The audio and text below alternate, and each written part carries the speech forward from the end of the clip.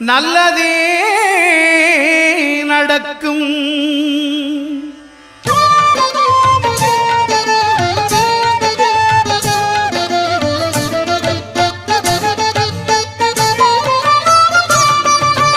9 கோளும் ஒன்றாய் காண அங்கு கற்பகம் என்னும் கடவுளின் மெய்யில் 9 கோளும் ஒன்றாய் காண அங்கு கற்பகம் என்னும் கடவுளின் மெய்யில் சூரியன் முதலாய் 9 கிரகமும் பலவித குணங்களை கொண்டிருக்கும். எங்கள் கற்பக தருவில் அவை வரும்போது ஒன்றாய் சேர்ந்து பலனளிக்கும்.